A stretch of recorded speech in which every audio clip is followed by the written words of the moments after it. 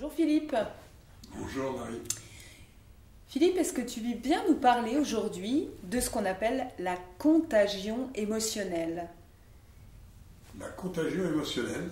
Oui. Tout à fait. Bah, écoute, oui, pourquoi pas, c'est un sujet intéressant, la contagion émotionnelle, hein, qui en dit beaucoup sur notre capacité à mettre de bonnes frontières.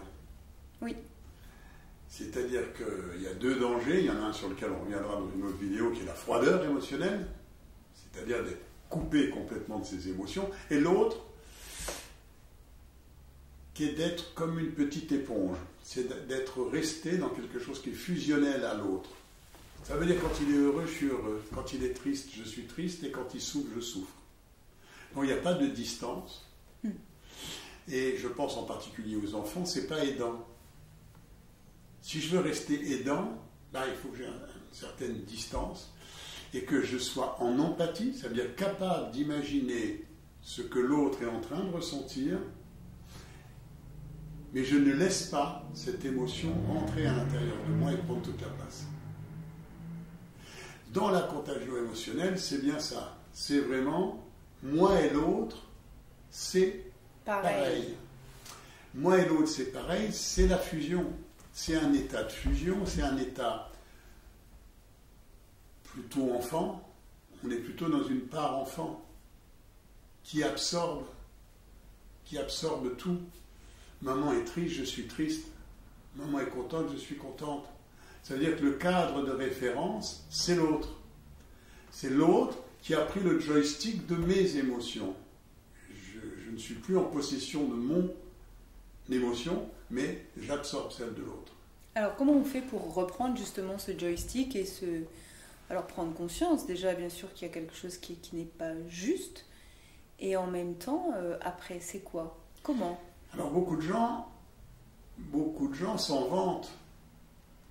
Des gens qui sont toujours là pour aider, qui donnent leur vie dans la relation d'aide et qui absorbent comme ça toute la misère du monde sans mettre de frontières. Alors bien sûr, mettre de bonnes frontières, ça s'apprend.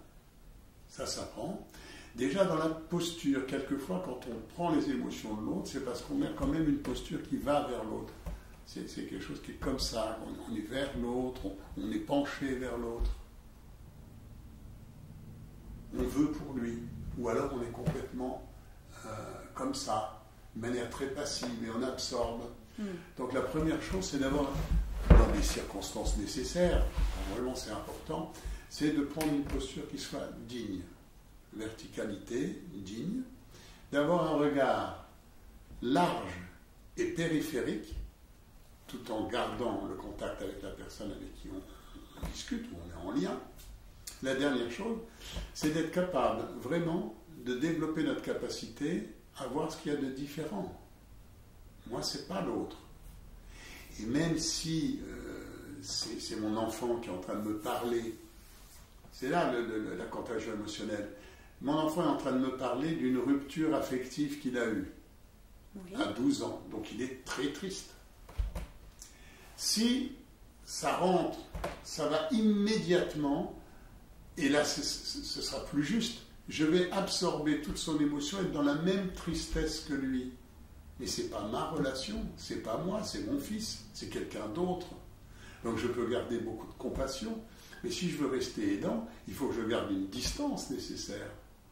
Alors je peux peut-être évoquer que ça me parle, que moi aussi, quand j'étais jeune ou quand j'étais adolescent, j'ai eu des ruptures qui étaient... Alors si je n'ai pas travaillé sur ces ruptures qui étaient difficiles, peut-être aussi que c'est en train de les faire remonter, et que, à entendre l'autre évoquer quelque chose, comme je n'ai pas réglé les choses, ça les fait remonter, et alors là, ça remultiplie le champ émotionnel, et je me retrouve, mais c'est pas juste non plus, parce que où j'absorbe sa souffrance, ou je suis en train d'exprimer la mienne. Oui, qui n'est pas plus juste. Et c'est pas plus juste, parce que mon gamin, mon enfant, c'est pas mon thérapeute. C'est pas à lui que j'ai à confier ce qui s'est passé. Donc si j'ai pas travaillé sur les choses, j'ai pas suffisamment de distance.